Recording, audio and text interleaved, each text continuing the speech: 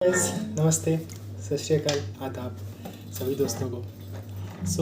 ये एक छोटा सा एक कुछ राइटअप लिखा है मैंने पहली बार कुछ। लेट्स ट्राई टू रैप तो क्या, I just try to present what I felt when I was like roaming in the different places. I was completely lost. I left my job सब छोड़ के मैं बस इधर उधर कुछ घूम रहा था, कहीं भटक रहा था, शायद कुछ मिल जाता मुझे जहाँ पर मैं ठहर सकूँ। तो उन्हीं समय के बारे में मैंने कुछ लिखा है। आशा करता हूँ आपको अच्छा लगेगा और आप अपना आशीर्वाद मुझे देंगे ताकि मैं और इस तरह की चीज़ें लिख सकूँ। ऐसा ही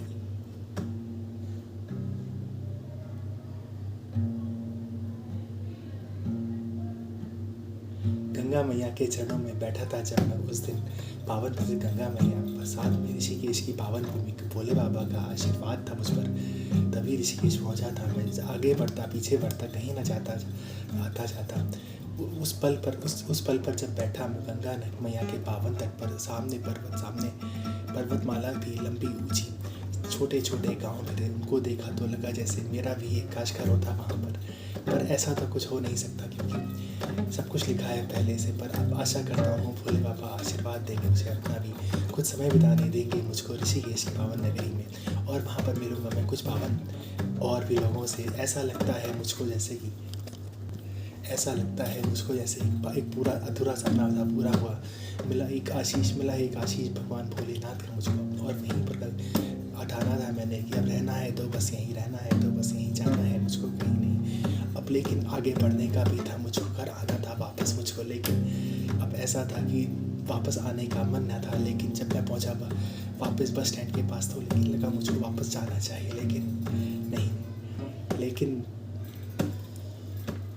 आगे बढ़ा तो कदम मेरे रुक से गए थे, मानो मुझे पीछे गंगा माँ पुकार रही। भोले बाबा बोले बेटा आगे कहीं तुझको जाना नहीं।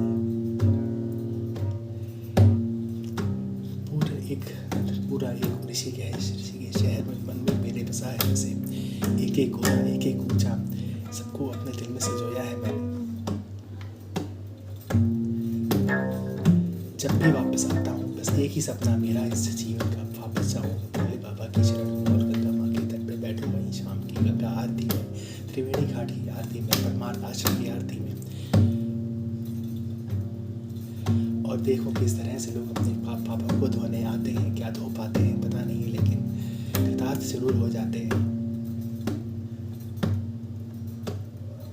वहीं तट पर मिले मुझे कुछ ऐसे लोग, कुछ भावन, जिनसे मिली एक मुस्कान मुझे, जिनके चेहरों पे थी एक आस की गंगा माँ भी देगी आशीर्वाद। दिसंबर का वो महीना था, जनवरी आने वाली थी, नया साल होने वाला था शुरू, लेकिन अभी तक पुराने सपने हुए थे खत्म नहीं। आगे बढ़ने का भय भी था, पीछे कदमों के भार में थे, बोझिल था मन। लेकिन सामने गंगा माँ थी, इसलिए छोड़ी कभी मैंने आस नहीं। बहुत लोगों से मिला मैं वहाँ पर, ऐसे सब बहुत अच्छी यादें सजोई है मैंने। भोले बाबा नीलकंठ महादेव का ऊंचा मंदिर है, 21 किलोमीटर ऋषिकेश से 11 किलोमीटर की पैदल यात्रा है। दोनों करी है मैंने भोले बाबा के आशीर्वाद से। गया हूँ ऋषिकेश भोले बाबा के आशीर्वाद से, रहा हूँ वहाँ उन्हीं के आशीर्वाद से। जब तक जीवन रहा मैं तब तक अब सब कुछ है उन्हीं का, मेरा कुछ भी नहीं। कुछ उन पर ध्यान दिया, सब कुछ उन पर है, सौंप दिया। अब सब कुछ मेरा कुछ भी नहीं, सब कुछ नछावर उन पर है। अब भोले बाबा के आशीर्वाद से मैं पल पल अपनी सांसें लेता हूँ। जैसे सांस लेना खत्म हो गया वो भी जाऊँगा उन्हीं की शरण में और रहूँगा उन्हीं के आशीर्वाद से। जब तक रहूँगा जब तक उन्हीं के दर्शन भक्तों की संगत में, उन्हीं के भक्तों का आशीर्वाद मेरे ऊपर है। बाबा बोले बेटा कहाँ से आए हो? बोला बाबा पता नहीं जैसा लगता है, लेकिन यहीं से ऐसा लगता है जैसे कि बाबा यहीं से हूँ। ऐसा लगता है बाबा जन्मों का कोई रिश्ता है, पिछले जन्म की कुछ यादें हैं, शायद कुछ अधूरा काम है ऐसा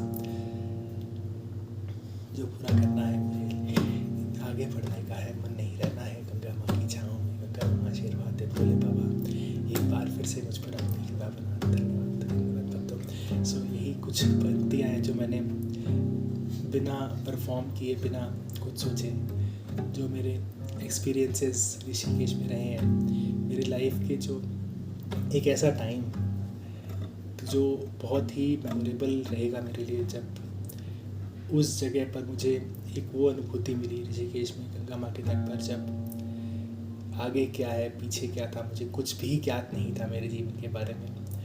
बस उन्हीं पर मैंने सब कुछ छोड़ दिया और आज जो मैं हूँ सब उन्हीं की दया से। जय भोले बाबा।